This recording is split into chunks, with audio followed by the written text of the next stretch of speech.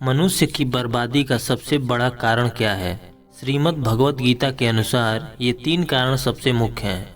राधे राधे दोस्तों, गीता में भगवान श्री कृष्ण ने बर्बादी के इन 3 कारणों पर विशेष बल दिया है। श्रीमद् भगवत गीता में बताए गए मनुष्य की बर्बादी के ये 3 कारण हर मनुष्य को जानना चाहिए। मनुष्य की बर्बादी के ये कारण आज भी बिल्कुल सटीक हैं। कहते हैं कि मनुष्य यदि अपने बर्बादी का कारण जान जाए तो वह अपने जीवन को सुखमय बना सकता है। गीता में भगवान श्री कृष्ण ने बर्बादी के इन 3 कारणों पर एक विशेष बल दिया है।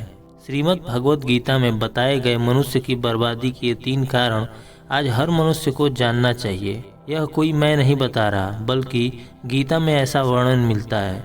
क्या आप जानते हैं वो कारण कौन कौन से हैं? यदि नहीं तो आइए आगे हम इसे एक कहानी के आधार पर जानते हैं। प्राचीन काल में एक शाही परिवार के घर एक लड़का का जन्म हुआ और कम उम्र में ही उस लड़के को शाही ठाट बाट से दूर गुरुकुल में पढ़ने के लिए भेज दिया गया था। गुरुकुल में यह बालक सबसे होनहार था। उसने वेदों और शास्त्रों का अध्ययन किया था।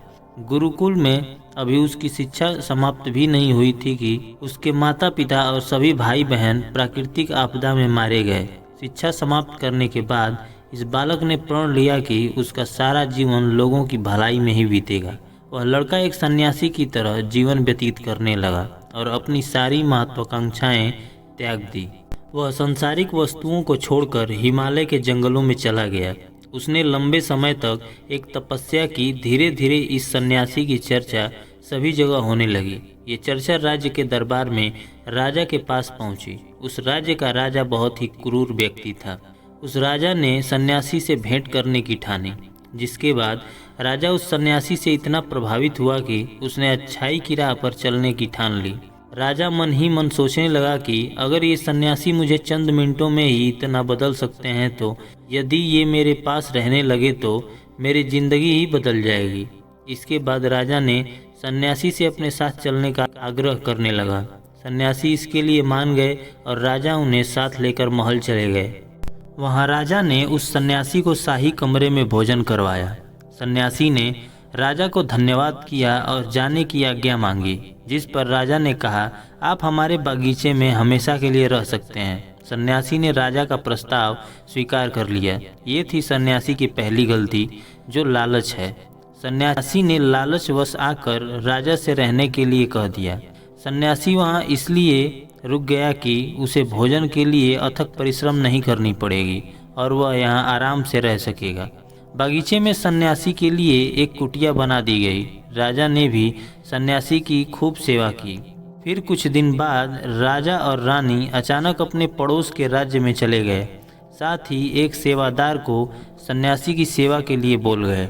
लेकिन अचानक सेवादार बीमार पड़ गया और अगले दिन से वो सन्यासी की सेवा में आया ही नहीं। ऐसे में सन्यासी को कोई भोजन देने वाला भी नहीं था। कुछ दिनों के बाद जब राजा वापस आए तो सन्यासी ने राजा को बहुत डांटा। राजा ने सन्यासी से क्षमा मांगी और फिर सब कुछ ठीक हो गया। फिर कुछ दिन बाद राजा को राज्य से बाहर फिर कुछ दिनों के लिए जाना था। इस बार राजा ने रानी को आदेश दिया कि जब तक वह आते नहीं तब तक सन्यासी महाराज को किसी भी प्रकार की दिक्कत नहीं होनी चाहिए। जिसके बाद रानी हर रोज भोजन पकाकर सन्यासी को भेज देती। एक दिन रानी नहाने के लिए गई और सन्यासी को भोजन देना भूल गई।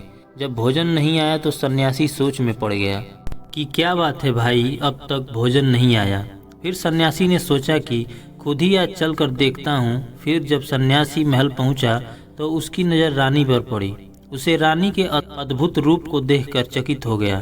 सन्यासी रानी की सुंदरता को भूल ना सका और उसने खाना पीना छोड़कर अपनी कुटिया में पड़ा रहा। ये थी उसकी दूसरी गलती कि सन्यासी होकर भी स्त्री की सुंदरता पर मोहित हो गया था।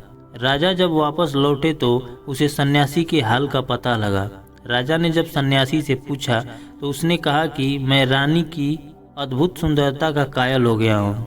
इस पर राजा ने सन्यासी से कहा कि आप मेरे महल में चलिए, मैं आपको रानी सौंप दूंगा। कुछ दिनों बाद राजा ने उस सन्यासी से कहा कि आप क्या थे और क्या हो गए।